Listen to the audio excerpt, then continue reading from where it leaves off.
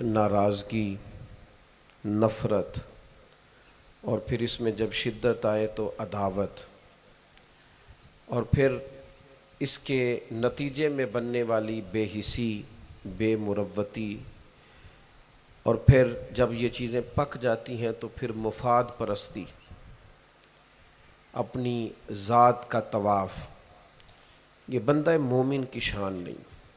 फ़कीरों, दरवेशों, हुजूर के ग़ुलामों का ये तरीक़ा नहीं। जिस तरह आप अपने जिस्म का कोई हिस्सा थोड़ा सा सख्त हो जाए तो महसूस करते हैं ना, ये ज़ख़म बन जाएगा, गिल्टी बन जाएगी, ये ऑपरेट कराना पड़ेगा, तो फ़ौरन उसका इलाज कराते हैं। इसी तरह दिल भी जैसे ही सख्त होने लगे, उसमें कोई कड़वाहट आने लगे, किसी जगह कोई तुरशुरुई पैदा होने लगे, फ़ौरन उसका इलाज करें। अपने जहन को समझा के, बहला के मुस्बत चीज़ की तरफ लाएं। मोहब्बतें ज़िंदगी के हर मुसाफिर के लिए इतनी ही ज़रूरी हैं जितनी सांसें उसके लिए ज़रूरी हैं। अगर आप मोहब्बत वाले नहीं तो आप कुछ भी नहीं। इकबाल फरमाते हैं, बुझी इश्क की आग अंधेर है, अब ये मुसलमान नहीं, ये खाक का ढेर है। अपने अंदर वो हरारत, वो ताज़गी हमेशा मोहब्बत की कायम रखें। अल्लाह से भी मोहब्बत, रसूलुल्लाह से भी मोहब्बत, हुजूर के हर सहाबी से मोहब्बत। और औलाद रसूल का मामला इस तरह का है, हमारा ना मिजाज होता है जान छुड़ाने का। फलाना बड़ा अच्छा था, उसका बच्चा अच्छा नहीं, तो भाई कुरान मजीद तो कहता है कि जिनका बाप अच्छा हो उनकी वजह से भी उन लोगों से प्यार करना चाहिए। सिर्फ इतना ही कि बाप अच्छा था। हज़रत खज़र ने और जनाब मूसा अलैहिस्सलाम ने दो यतीम बच्चों की दीवार सीधी करके जब कहा गया जनाब ये तो बेमुरव्वत लोग हैं, पानी नहीं पूछा और आप इनकी दीवारें बना रहे हैं, तो फरमाया वकान अबूहु मसालिहा, इनका बाप नेक आदमी था। तो भाई उन्होंने ये तो पूछा ही नहीं कि बच्चे पढ़े लिखे हैं कि अनपढ़ हैं, जाहिल हैं कि बेमुरव्वत हैं। ये होना चाहिए बच्चों का काबिल होना। अगर वो पेशवाई और मुक्तदा बनना चाहते हैं तो फिर ज़रूर आप उनकी डिग्रियां देखें, लेकिन कुछ इज़्ज़तें वालिदैन की वजह से, महज किसी की औलाद होने की वजह से भी होती हैं।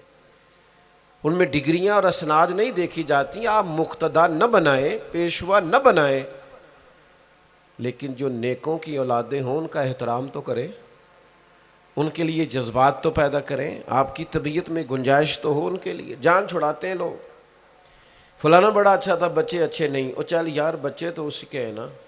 याद रखें, अपने मुहसिनों को कभी नहीं भूलें और उनसे निस्बत रखने वाली चीज़ों को भी कभी नहीं भूलें। और फिर जो नबी पाक की औलाद है ना, खुदारा हुजूर की औलाद पर कभी बहस ना करें। उनके हवाले से कभी भी किसी चीज़ को मौज़ूए बहस ना बनाएं। आपको पता नहीं कि रसूलुल्लाह सल्लल्लाहु अलैहि वसल्लम की औलाद तो वो है, अल्लाह ताला ने हर नापाकी और हर रिज्स उनसे दूर फरमा दिया। अपने दिल को, अपनी कल्बी वारदात को कायम रखें। नबी पाक की औलाद का इकराम हमेशा अपने दिल में रखना और जज्बात रखना। सादात के लिए, हुजूर की औलाद के लिए तबीयत के अंदर गुंजाइश रखना, इसमें कभी कोई कमज़ोरी ना दिखाना। और दूसरी बात यह कि इनसे सीखना। वाक़या करबला जो है ना, वो इंसानी ज़िंदगी के लिए बहुत बड़ी हरारत है। हमारा एक मिजाज बन गया है कि हम ना मुशक्क़त के कायल और आदी नहीं रहे, सुकून तलाश करते हैं। अब तो ढेर सारे लोग ऐसे हैं कि ज़रा कोई मुसीबत आई नहीं तो उनके हाथ पैर फूलने शुरू हो जाते हैं। अनजाना खौफ और बेमकसद किस्म की बातें लोगों को डराती हैं। और फिर मैंने देखा है कि अगर उनको अपनी ज़ात के लिए, अपनी औलाद के लिए, अपने घर के लिए सुकून मिल गया है, आसूदगी मिल गई है, वसाइल जमा हो गए, तो कहते हैं मुझे क्या मुसीबत बनी हुई है, अब मैं जाऊँ, बस काफ़ी है। कौम के बच्चों के लिए, मिल्लत के लिए, वतन के लिए, दीन के लिए कौन जद्दोजहद करे, मेरा घर सुखी है, आसानी है, लिहाजा मुझे मुशक्क़त में पड़ने की क्या ज़रूरत है। कोशिश नहीं करते लोग। याद रखना, اللہ تعالیٰ نے نا انسان کو پیدا ہی مشقت میں کیا، یہ مشقت میں ہے۔ رب فرماتے ہیں میں نے اس کی پیدائش ہی، اس کا خمیر ہی مشقت والا بنایا۔ اللہ کریم نے قرآن مجید میں فرمایا لَقَدْ خَلَقْنَا الْإِنسَانَ فِي کَبَدٍ، فرمایا بے شک ہم نے آدمی کو مشقت میں رہتا ہوا پیدا کیا ہے، پیدا ہی اس کو کبد کیا ہے، مشقت میں رہتا ہوں۔ اس نے مشقت کرنی، بچپن میں بھی مشقت۔ چلیں کچھ تھوڑا سا آپ کو سمجھانے کے لیے بات کر لیتے ہیں۔ پرائمری اسکول میں جانا کتنا مشقت کا کام تھا، ساری رات لوگ منصوبہ نہیں بناتے تھے سویرے چھٹی کرنے کا، وہ کتنی بڑی مشقت کا کام تھا۔ جب 3 مہینے کی چھٹیاں ہوتی تھیں تو وہ، اللہ کرے کوئی میں ایسا جملہ نہ بولوں، اساتذہ بڑے قابل احترام ہوتے ہیں، لیکن ہمارے جو استاد صاحب تھے نا وہ تو صرف ایک آدھ چیپٹر چھوڑتے تھے، باقی کہتے ساری کتابیں لکھ کے لے آنا۔ تو وہ جب وہ سبق دے رہے ہوتے تھے مشقت کا تو بندہ سوچتا تھا کہ چھٹیاں آرام کرنے ملیاں سانیاں یہ والی مصیبت کرنے کو ملی تھی، جا چھٹیوں پہ رہے ہوتے تھے، مشقت بڑھ جاتی تھی۔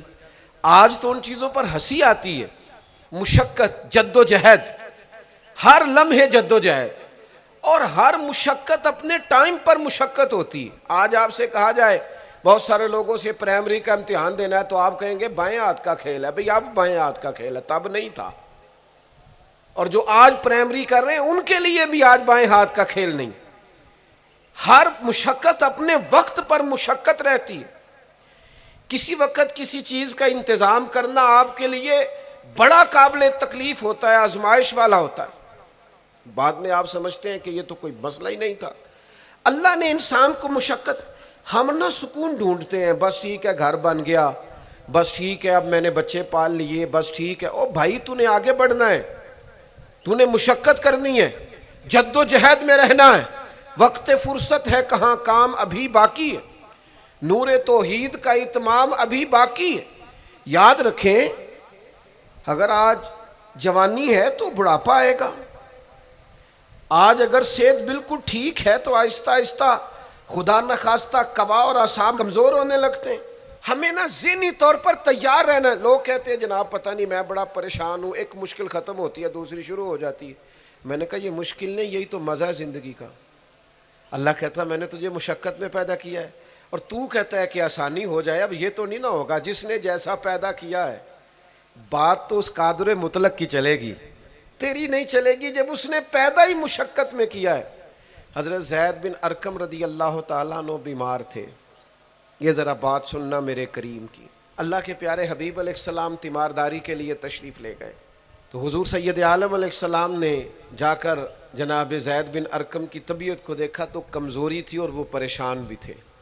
تو حضور علیہ السلام کو اللہ تعالیٰ نے غیب کے خزانوں کی کنجیاں عطا فرمائی ہیں۔ قریب مسکرا کے فرمانے لگے زید اس بیماری سے پریشان نہ ہو، اس سے تو آپ نے ٹھیک ہو جانا ہے۔ اس روایت پر خاص غور کرنا کیا کہہ رہا ہوں، فرمایا اس سے آپ نے پریشان نہیں ہونا، اس سے تو آپ نے ٹھیک ہو جانا ہے، مسئلہ ہی نہیں۔ ہاں اس کے بعد ایک وقت آئے گا آپ کی آنکھوں کی بینائی رخصت ہو جائے گی اور عمر بھی آپ کی لمبی ہوگی، یعنی ایک بڑھاپا، ایک نظر چلی جائے گی۔ اب آپ یہاں غور کریں سرکار تربیت کیا کر رہے ہیں۔ حضور فرما رہے ہیں یہ جو مشکل ہے یہ تو گزرنے والی ہے، اس کے بعد جو مشکل آنے والی ہے وہ اس سے بڑی ہے۔ فرمایا زید اس کے بعد آپ کی بینائی چلی جائے گی اور عمر بھی لمبی ہوگی، تو بتائیے اس وقت کیا کریں گے۔ تو حضرت زید بن ارقم رضی اللہ تعالیٰ عنہ عرض کرنے لگے یا رسول اللہ میں اللہ کی رضا پر ثواب کی نیت سے صبر کروں گا۔ معنی کیا ہے، دکھ قبول محمد بخشا راضی رہن پیارے۔ ٹھیک ہے اگر بینائی جائے گی اور بڑھاپا آئے گا تو قبول کریں گے، رب کی رضا کے لیے ثواب کی نیت سے صبر کریں گے۔ ایسے بھی کبھی دنیا میں میدان لگتے ہوں گے کہ بیماری آئے گی، بتایا جا رہا ہے اور پوچھا جا رہا ہے کہ تو کیا کرے گا، تو بتا رہے یا رسول اللہ صبر کروں گا، تو نتیجہ بھی وہیں بیان ہو رہا ہے، یعنی سارا سودا نقد و نقد۔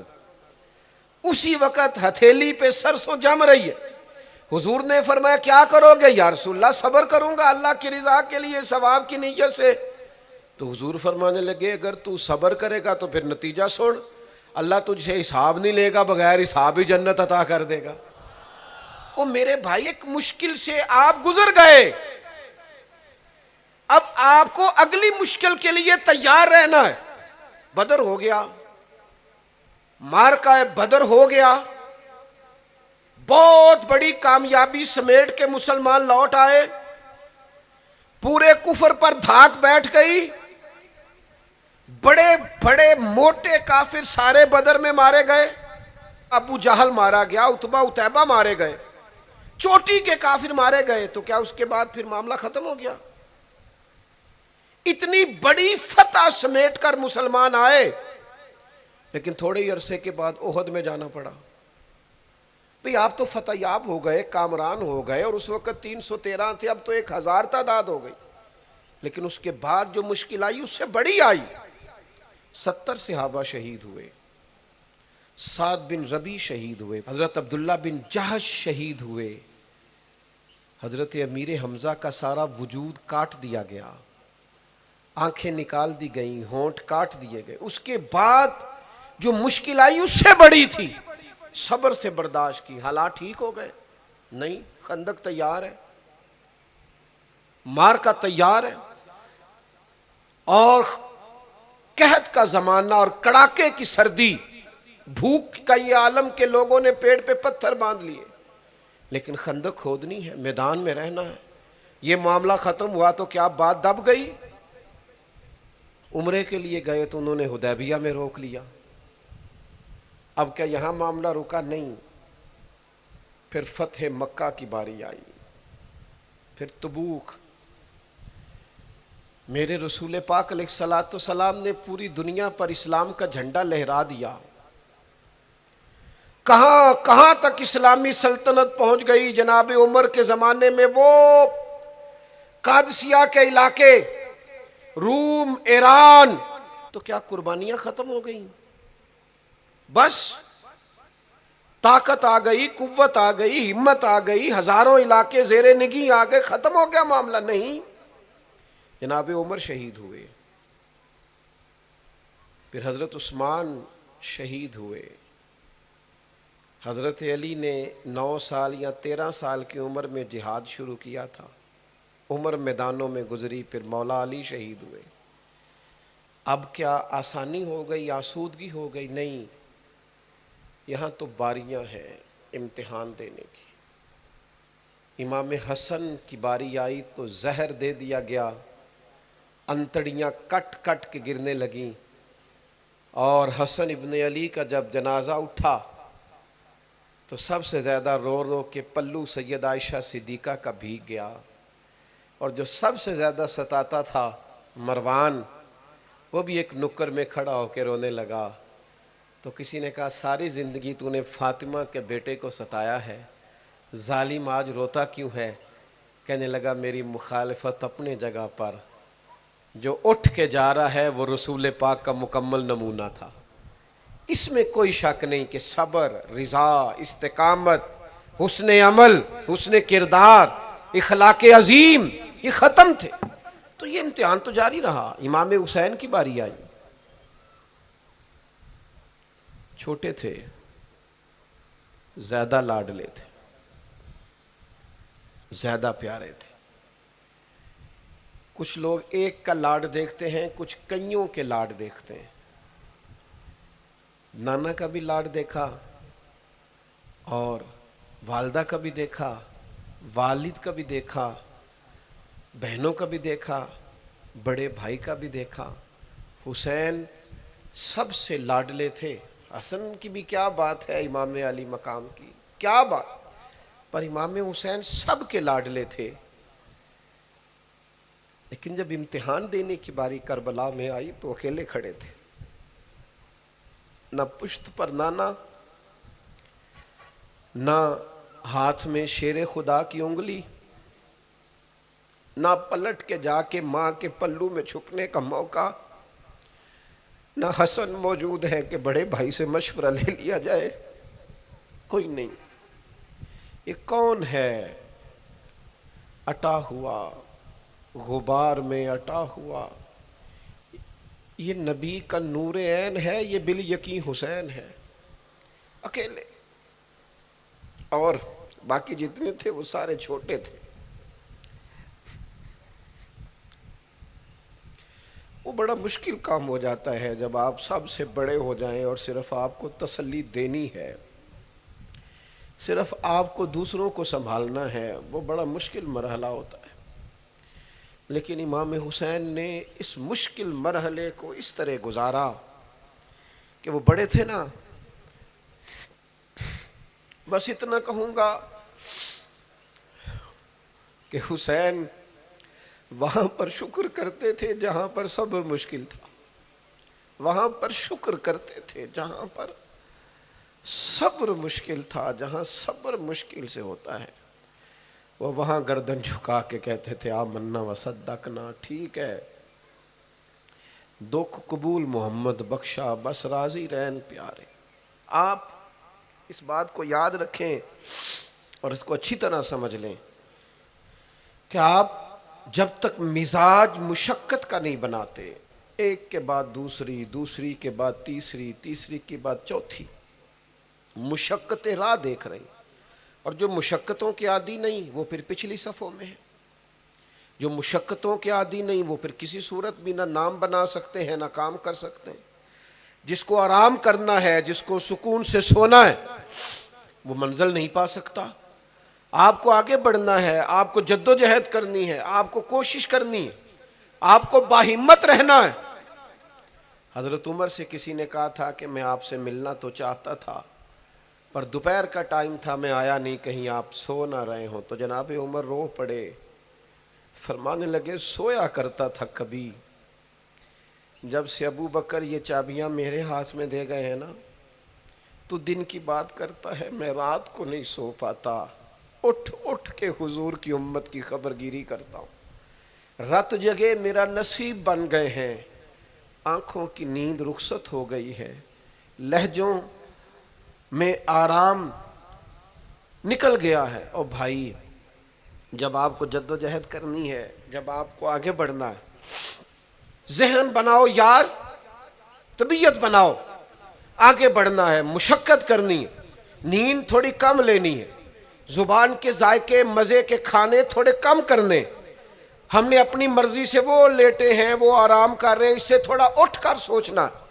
امام علی مقام کا پیغام یہ ہے کہ تو بڑا تب بنے گا جب تیری زندگی محنت والی، کوشش والی، جد و جہد والی ہوگی۔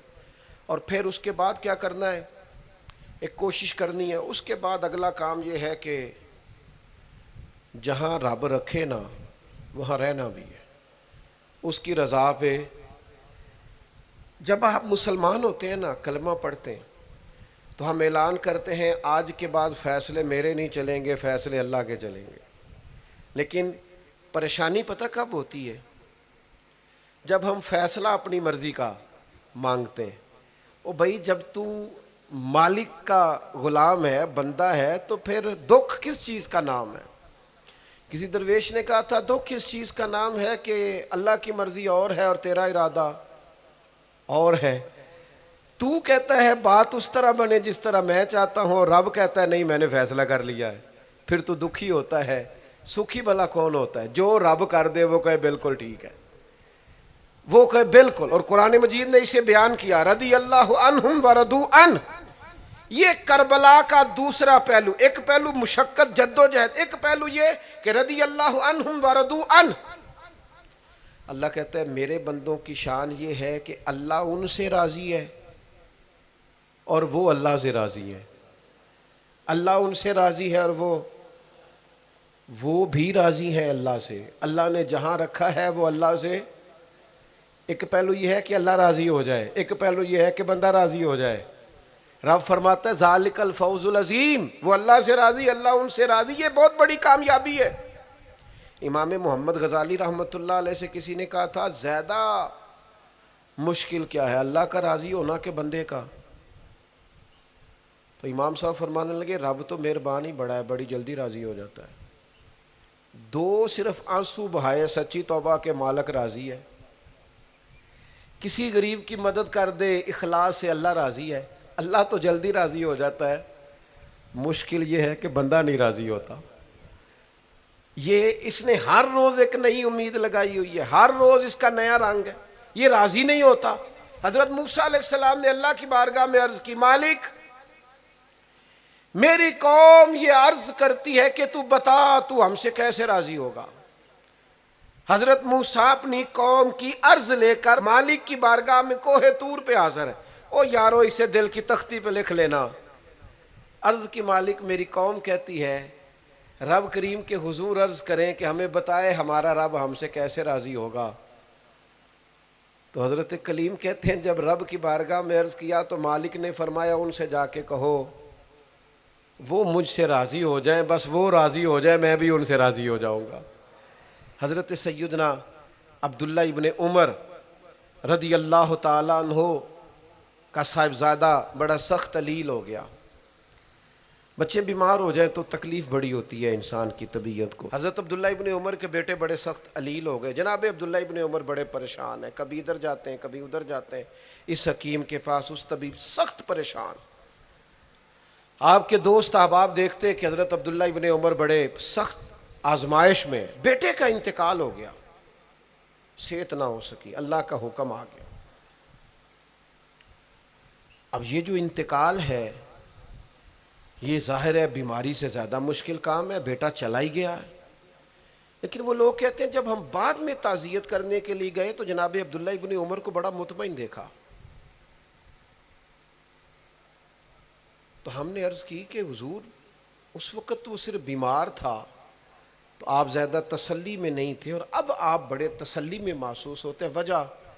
تو فرمانے لگے جب تک میری ذمہ داری تھا نا میں پریشان تھا، اب خدا کے کرم اور رحمت کی جگہ پہ چلا گیا، اللہ کا فیصلہ آ گیا ہے اور میں سمجھا ہوں کہ میرا رب اسے اپنی بارگاہ میں بلانا چاہتا ہے، لہٰذا میں پورے طور پر مطمئن، اب میں اللہ کی رضا پہ پوری طور پر راضی ہوں۔ میرے عزیز جب تک یہ رضا حاصل نہیں، کیا لطیف انداز ہے۔ وہ ہمارے ایک بڑے زبردست رائٹر تھے صاحبزادہ خورشید احمد گیلانی مرحوم، ان کا ایک مضمون چھپا ایک دفعہ، امت کا پہلا صوفی۔ تو وہ ٹائٹل دیکھ کر مجھے بڑی تجسس ہوا کہ کس کو، چونکہ ہم صوفیاء کی جماعت ہیں، کس بزرگ کا تذکرہ کیا انہوں نے، امت کا سب سے پہلا صوفی۔ تو جب مضمون کھولا تو امت کا سب سے پہلا صوفی انہوں نے جناب صدیق اکبر کو قرار دیا، فرمایا یہ پہلے درویش ہے اس امت کے، حضرت ابو بکر صدیق۔ حضرت ابو بکر صدیق علیل ہو گئے، بیمار ہو گئے، تو یہ دیکھیے ذرا ان کا انداز تصوف۔ تو یار دوست پتہ لینے گئے تو ایک روٹین ہوتی ہے نا، جب لوگ تیمارداری کرنے جاتے ہیں تو کہتے ہیں کسی ڈاکٹر کو دکھایا ہے، سب لوگ آپ کے گرد بیٹھے ہیں، تو کہنے لگے ابو بکر طبیب کو دکھایا ہے؟ فرمانے لگے ہاں طبیب دیکھ گیا ہے، اور طبیب دیکھتا رہتا ہے۔ تو کہا پھر طبیب نے کیا کہا ہے؟ کہنے لگے طبیب نے کہا فعال لما یرید، طبیب نے کہا ہے بھئی جو میں چاہتا ہوں نا وہ میں کر دیا کرتا ہوں، جو میرا ارادہ ہوتا ہے پھر وہ میں کر دیتا ہوں، وہ طبیب مجھے کہہ گیا ہے، لہذا جو اس کا ارادہ ہونا ہے اس نے۔ اب وہ جو ارد گرد بیٹھے تھے وہ بھی تو صحابہ تھے نا، اس باریک بات کو فوراً سمجھ گئے، کہنے لگے اللہ تجھے جزا عطا کرے۔ او یارو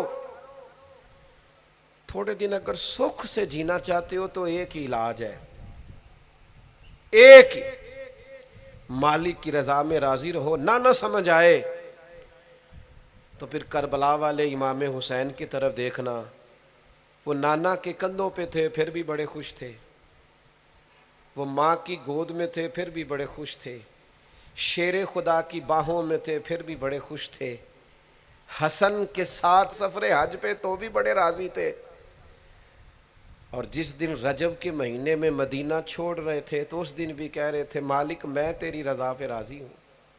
اور حسین ابن علی رضی اللہ تعالیٰ عنہ نے ہمیں یہ معیار دیا ہے، جس دن شبیہ مصطفیٰ علی اکبر ان کے گھر میں پیدا ہوئے تھے حسین اس دن بھی بڑے راضی تھے، اور جب اللہ اکبر کہہ کے زخم کھا کے جناب علی اکبر گھوڑے سے زمین پر تشریف لائے تھے اور جوان بیٹے کو سہارا دے کر انہیں اٹھانا پڑے تھا، حسین اس دن بھی رب کی رضا پہ بڑے راضی تھے۔ اور جب چھوٹا سا بیٹا ان کی گود میں اس کی سانسیں اکھڑ رہی تھیں تو امام علی مقام اس وقت بھی اپنے رب کی رضا پہ بڑے ہی راضی تھے۔ حد ہو گئی، جس گلے کو محبوب چومتے تھے اس وقت بھی حسین راضی تھے، اور جب اسی گلے پہ خنجر چل رہے تھے تو امام علی مقام نے یہ نہیں کہا کہ مالک میرا اتنا امتحان، آخر میرے مسئلے کب حل ہوں گے، میری مشکلات کب حل ہوں گی، آخر کس وقت، یہ نہیں فرمایا، بلکہ یہ سارا کچھ سہ کے دونوں ہاتھ زمین پہ بچھا کے سجدہ شکر ادا کر کے کہا مالک جہاں تو رکھے حسین وہاں راضی ہے۔ اتنا شکوہ ہے ہماری زندگی، آپ یقین کریں ان باتوں کی بھی دوست دعا کرانے آ جاتے ہیں جہاں دل کرتا ہے کہ انہیں سمجھائیں کہ یار نہ کہیں تو ٹھہرنا اپنے رب کی رضا پہ۔ یار دیکھو چھوٹی بات نہیں، حضرت انس بن مالک کہتے ہیں 10 سال میں نے نبی پاک کے گھر میں نوکری کی ہے، 10 سال، 10 سال، 1 سال کے بعد لوگ اکتا جاتے ہیں، سارا پتہ چل جاتا ہے، اس کے بعد وہ چاہتے نہیں رہتی، بندہ پرانا ہو جاتا ہے، اکرام احترام الا ماشاءاللہ وہ نہیں رہتا۔ فرماتے ہیں 10 سال حضور کے گھر میں نوکری کی، پورے 10 سال ایک دفعہ بھی رسول پاک نے اف نہیں کہا۔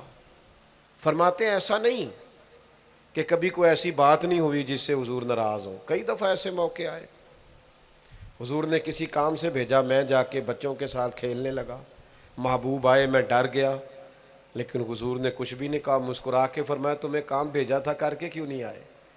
او یار آپ ٹھہریں تو صحیح، استقامت تو ہو، ذرا ذرا سی بات پہ بلبلا اٹھنا، تڑپ جانا، ہر چیز سے الجھ جانا، یہ بندہ مومن کی شان نہیں۔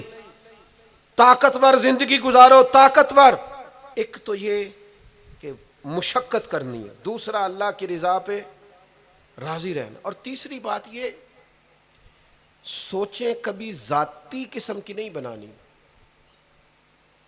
سوچیں ملی قسم کی، قومی آفاقی سوچیں۔ اتنے دوست ہماری خانقاہ سے وابستہ ہیں، یہاں کسی آستانے سے وابستہ ہیں، کچھ ہمارے پاس مدرسے میں پڑھتے ہیں، کہیں بھی آپ پڑھتے ہیں، آپ کی سوچیں جب تک ملی اور قومی نہیں ہوتی، آپ بہت زیادہ بھی باصلاحیت ہیں تو آپ کوئی کردار نہیں ادا کر سکتے۔ آپ کو اللہ نے جو صلاحیت دی ہے وہ دین کے لیے خرچ کریں، کوئی بھی صلاحیت ہے آپ کی، عزیز وسیع الظرفی وسیع المشرب، آپ اپنی صلاحیت سے قومی فائدہ کریں۔ آپ کیا مطلب ملی باتیں، چھوٹی باتیں، چھوٹا سا ذہن، چھوٹی سی بات، آپ وسیع بات کریں۔ امام بخاری لکھ گئے، ایک مخصوص فقہ کے مقلد تھے امام صاحب، لیکن انہوں نے بخاری میں یہ رنگ نہیں اختیار کیا کہ جو کسی اور مسلک پر چیزیں دلائل کرتی ہیں، فقہ کے مسلک کی بات کر رہا ہوں، کسی اور مشرب پر تو میں نے لینی نہیں۔ انہوں نے کام کیے تو قومی سطح کے کیے، چھوٹے چھوٹے ذہن، چھوٹی چھوٹی باتیں۔ ہمارا ہی مدرسہ نہیں، دنیا میں مدرسے، ہماری خانقاہ نہیں، دنیا میں خانقاہیں۔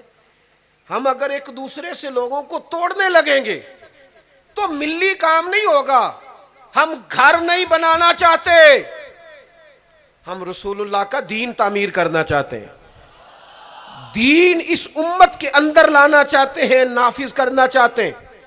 تو ہم تو تھوڑے سے لوگ ہیں کام کرنے والے جو پوری دنیا میں کام کر رہے ہیں، کہیں بھی کوئی کام کر رہا ہے، ہم نبی پاک کا دین لانا چاہتے ہیں تو ہم تو ہر ایک کو سپورٹ کرتے ہیں، جو تھوڑا سا بھی کام کر رہا ہے اسے سپورٹ کرتے ہیں۔ میری آپ سے گزارش ہے، جس کاز کے لیے امام حسین نے جان دی تھی نا، اس کاز پر کام کرنے کی ضرورت ہے۔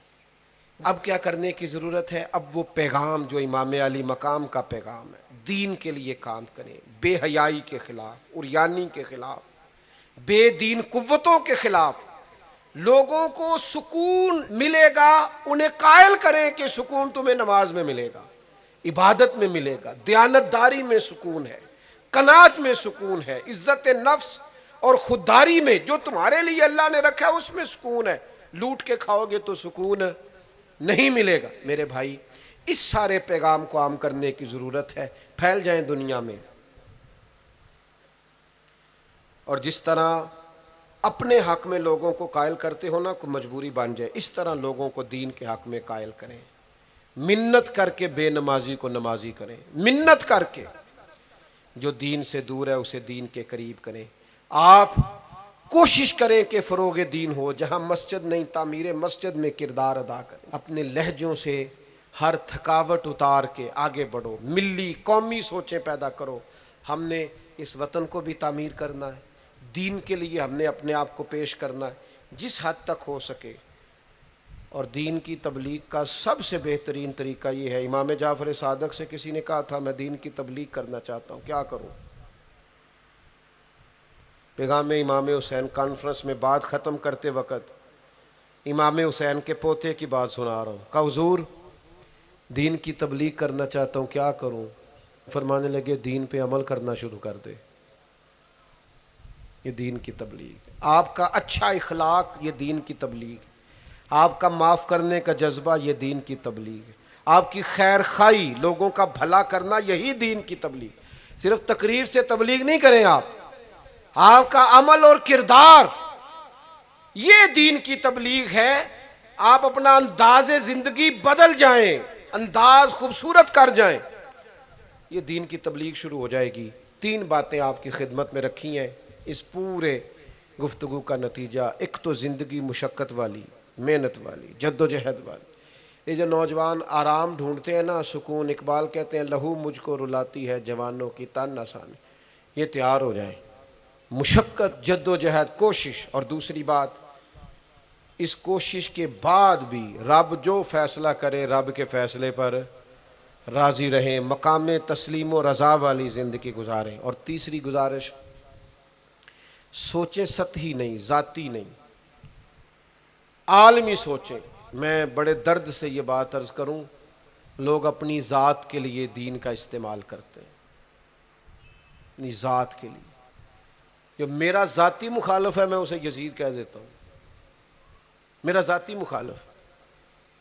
ہمارا ذاتی مخالف ہوتا ہے، ہم کہتے ہیں بے ایمان ہو گیا۔ او خدا کے بندے، تیرے سے اختلاف ہوا ہے، تو اسے یزید تو نہ بنا، اتنی بڑی لعنت کا توق تو نے گلے میں ڈال دیا۔ اگر وہ یزید ہے تو اپنے آپ کو کیا سمجھتا ہے؟ اپنا پھر تو نے درجہ کیا بن؟ اتنی جلدی نہیں، قومی سوچیں پیدا کریں، کوشش کریں کہ آپ ملی کام کریں، آپ لوگوں کو جوڑیں۔ آفاقی تعلیمات ہیں اسلام کی، ان آفاقی تعلیمات میں آپ اپنا وقت گزاریں گے تو آپ محسوس کریں گے زندگی بڑی خوبصورت ہو گئی۔